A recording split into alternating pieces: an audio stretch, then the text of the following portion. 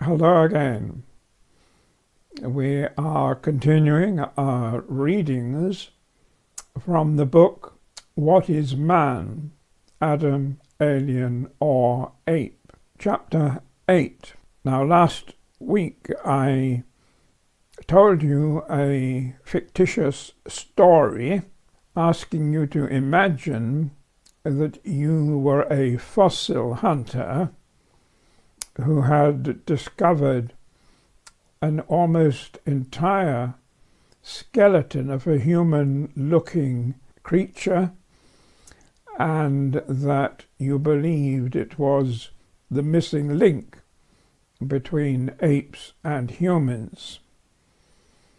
And although the story was fictitious, as I went through it, I demonstrated some of the extreme difficulties in identifying such a fossil find and improving that it was in some way related to the origin of humankind, and in particular the difficulty of demonstrating from the bones themselves or from the environment that the find gave any support to the evolutionary narrative, which says that man has evolved from the ape by natural processes. Well, we're going to continue now in chapter 8 with that story and see exactly where it leads us. The story related above is, of course, fiction, but it isn't pure fiction.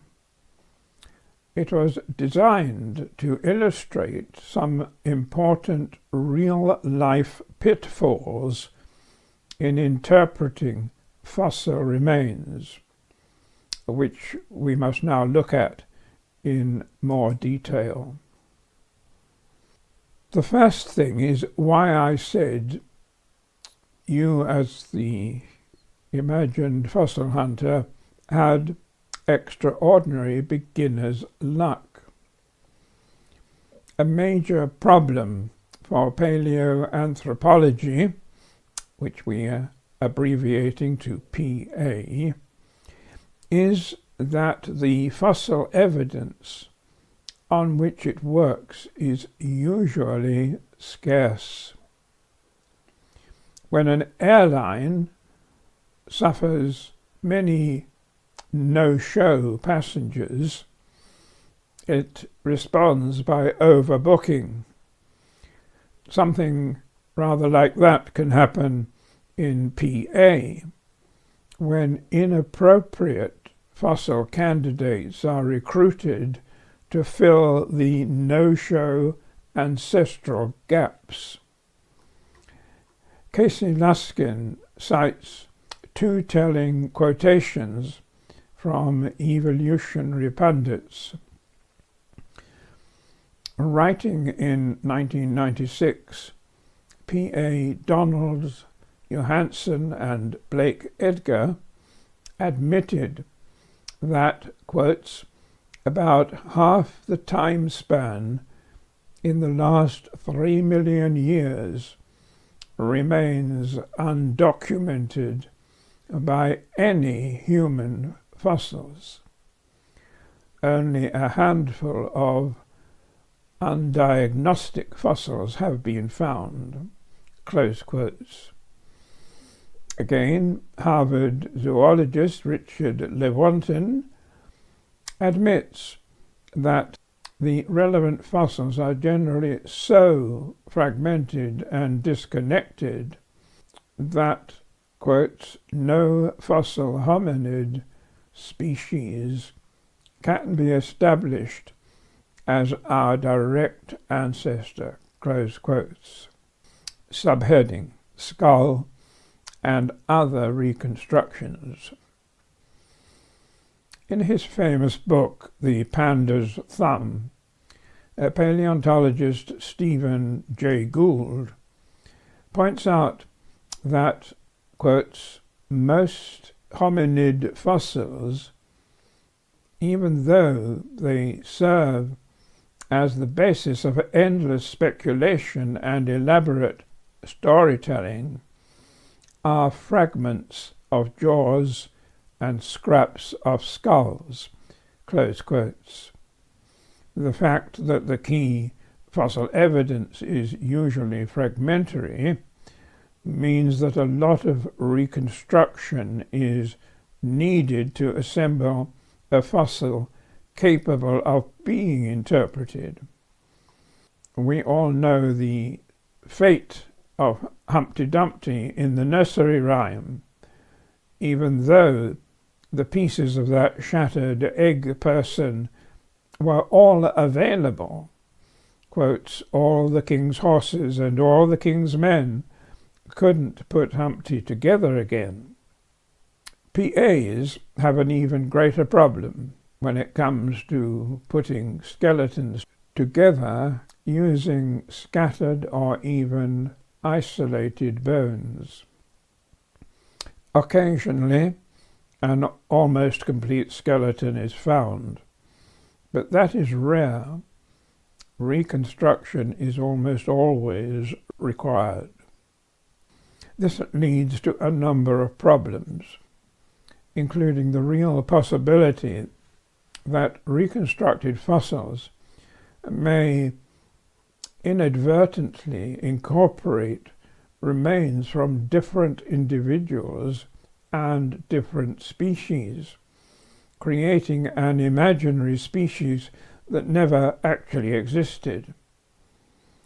This may have happened in the case of a fossil species known as Homo habilis, handyman, which allegedly represents an intermediate between Australopithecus, that's southern ape, and man.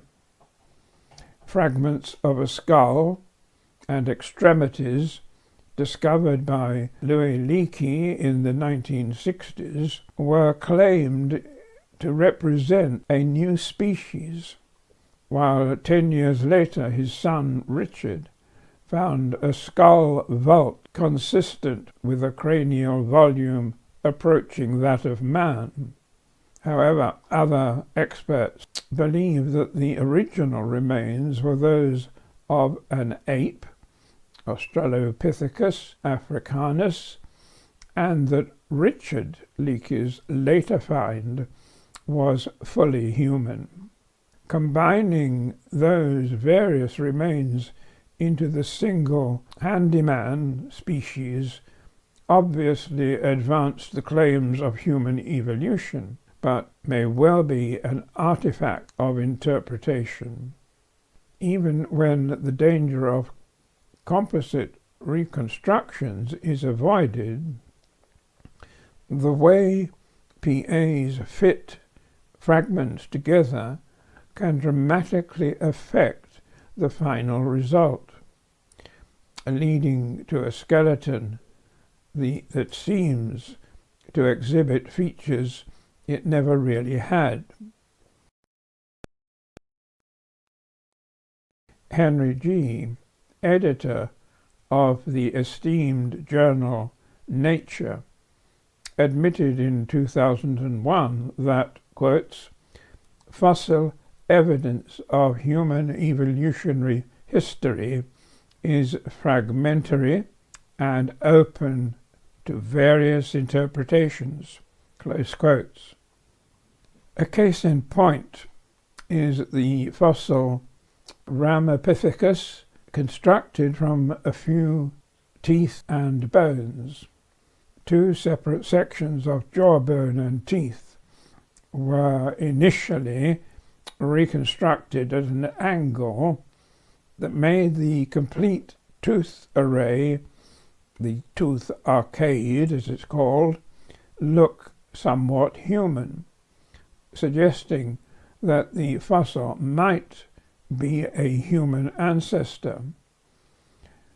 But the same pieces were later rearranged more correctly at a different angle to resemble the tooth arcade of an ape, removing the earlier implication. A further reconstruction faux pas relates to a fossil whose discovery caused great excitement in the PA world. The so-called Australopithecus species. When first announced, the specimen was said to have, quotes, the head of a hominin, close quotes. But in reality, the skull was crushed into fragments and was beyond reassembly. According to the National Geographic magazine, the bones were so fragmented that they would turn to dust at a touch, close quotes. Although it was alleged that Australopithecus walked upright, a primatologist writing in the journal Science declared that although it was alleged that Australopithecus walked upright, a primatologist writing in the journal Science declared that, quotes, all of the A.R. remedis bipedal characteristics cited also serve the mechanical requirements of quadrupedality. In other words, it isn't possible to tell whether the creature walked on 2 or 4 feet. Human-like characteristics were read into the fossil, which was almost certainly an ape. Casey Luskin documents in some detail the checkered history of Australopithecus and other fossils of interest in his book Human Origins and the Fossil Record. Subheading: Naming species, Pithecus or Homo. As noted in our make-believe fossil hunt, naming a PA discovery can be difficult. The Latin name given to a fossil has 2 main parts, the first indicating the genus of the creature, and the second specifying the species. So, for example, you and I are labeled Homo sapiens, meaning that we belong to the genus Homo, that's man. The genus is always capitalized, and to the species sapiens, meaning wise. According to this way of classifying living things, a particular genus may contain several or even many different species. Fossils of interest to PA fall into 2 categories. 1, the genus Homo, meaning man, and 2, genera that contain the word pithecus, meaning ape. For example, the genus Australopithecus means southern ape.